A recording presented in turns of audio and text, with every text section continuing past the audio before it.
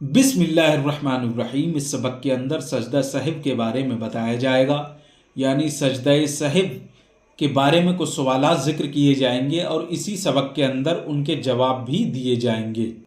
سوال: سجدہ سہو کسے کہتے ہیں؟ جواب: سہو کے معنی ہے بھولنے کے۔ کبھی نماز میں بھول سے کوئی خاص خرابی پیدا ہو جاتی ہے، اس خرابی کو دور کرنے کے لیے قاعدہ اخیر میں 2 سجدے کیے جاتے ہیں، ان کو سجدہ سہو کہتے ہیں۔ سوال: سجدہ سہو کا طریقہ کیا ہے؟ جواب: سجدہ سہو کا طریقہ یہ ہے کہ آخری قاعدہ میں التحیات و رسولہ تک پڑھنے کے بعد صرف داہنی طرف سلام پھیر کر 2 سجدے کرے، پھر تشہد وغیرہ پڑھ کر سلام پھیر دے۔ سوال: کن باتوں سے سجدہ سہو واجب ہوتا ہے؟ جواب: جو باتیں نماز میں واجب ہیں ان میں سے کسی ایک کے بھول کر چھوٹ جانے سے سجدہ سہو واجب ہوتا ہے۔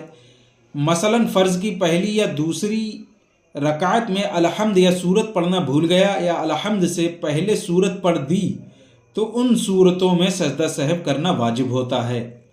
سوال: فرض اور سنت کے چھوٹ جانے سے سجدہ سہو واجب ہوتا ہے یا نہیں؟ جواب: فرض چھوٹ جانے سے نماز فاسد ہو جاتی ہے، سجدہ سہو سے اس کی تلافی نہیں ہو سکتی، لہذا پھر سے پڑھنا پڑے گا۔ اور سنت و مستحب مثلاً تعوذ، تسمیہ، ثنا، آمین اور تکبیرات انتقال کے چھوٹ جانے سے سجدہ سہو واجب نہیں ہوتا بلکہ نماز ہو جاتی ہے، مگر دوبارہ پڑھنا مستحب ہے۔ سوال: کسی واجب کو قصداً چھوڑ دیا تو سجدہ سہو سے تلافی ہوگی یا نہیں؟ جواب: کسی واجب کو قصداً چھوڑ دیا تو سجدہ سہو سے اس نقصان کی تلافی نہیں ہوگی بلکہ نماز کو دوبارہ پڑھنا واجب ہوگا۔ اسی طرح اگر بھول کر کسی واجب کو چھوڑ دیا اور سجدہ سہو نہ کیا، جب بھی نماز کا دوبارہ پڑھنا واجب ہے۔ سوال: ایک نماز میں کئی واجب چھوٹ گئے تو کیا حکم ہے؟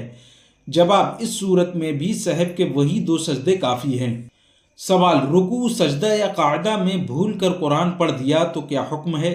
جواب: اس صورت میں بھی سجدہ سہو واجب ہے۔ سوال: فرض یا وتر میں قاعدہ اولا بھول کر تیسری رکعت کے لیے کھڑا ہو رہا تھا کہ یاد آ گیا تو اس صورت میں کیا کرے؟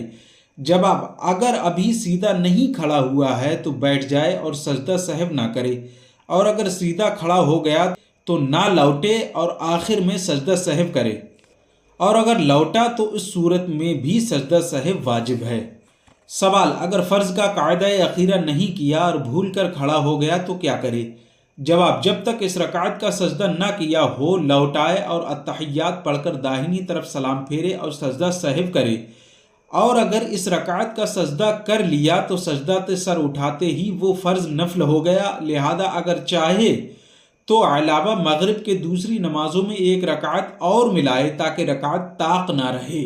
سوال: اگر سنت اور نفل کا قاعدہ نہ کیا اور بھول کر کھڑا ہو گیا تو کیا کرے؟ جواب: سنت اور نفل کا ہر قاعدہ قاعدہ اخیرہ ہے، یعنی فرض ہے۔ اگر قاعدہ نہ کیا اور بھول کر کھڑا ہو گیا تو جب تک اس رکعت کا سجدہ نہ کرے لوٹائے اور سجدہ سہو کرے۔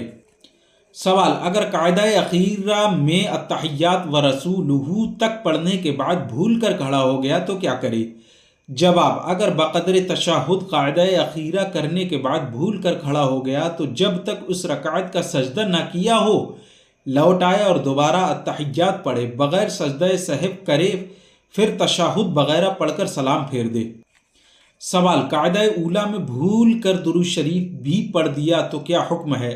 جواب: اگر اللہم صلی علی محمد یا اللہم صلی علی سیدنا تک پڑھا یا اس سے زیادہ پڑھا تو سجدہ سہو واجب ہے، اور اگر اس سے کم پڑھا تو نہیں، مگر یہ حکم صرف فرض اور وتر اور ظہر و جمعہ کی پہلی 4 رکعت والی سنتوں کے لیے ہے، رہے دیگر سنن و نوافل تو ان کے قاعدہ اولا میں بھی درود شریف پڑھنے کا حکم ہے۔ سوال: جہری نماز میں بھول کر آہستہ پڑھ دیا یا سری نماز میں جہر سے پڑھ دیا تو کیا حکم ہے؟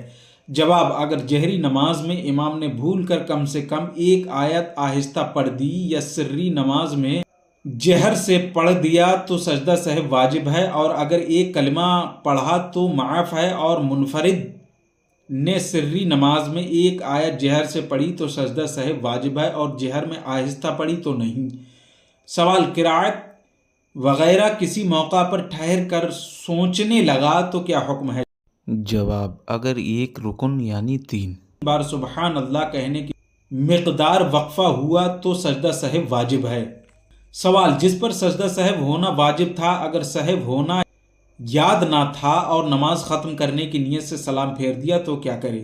جواب: اگر سہو ہونا یاد نہ تھا اور سلام پھیر دیا تو ابھی نماز سے باہر نہیں ہوا ہے، لہذا جب تک کلام وغیرہ کوئی فعل منافی نماز نہ کیا ہو سجدہ کرے اور پھر تشہد وغیرہ پڑھ کر سلام پھیر دے۔ سوال: اگر سجدہ سہو واجب نہیں تھا اور کر لیا تو کیا حکم ہے؟ جواب: اگر سجدہ سہو واجب نہیں تھا اور تنہا پڑھنے والے نے سجدہ سہو کر لیا تو اس کی نماز ہو گئی، اور اگر امام نے ایسا کیا تو امام اور مقتدی کے جس نے پہلی رکعت سے آخر تک امام کے ساتھ پڑھی ان سب کی نماز ہو گئی، لیکن مسبوق یعنی وہ مقتدی جو کچھ رکعتیں ہو جانے کے بعد جماعت میں شامل ہوا اس کی نماز نہیں ہوئی۔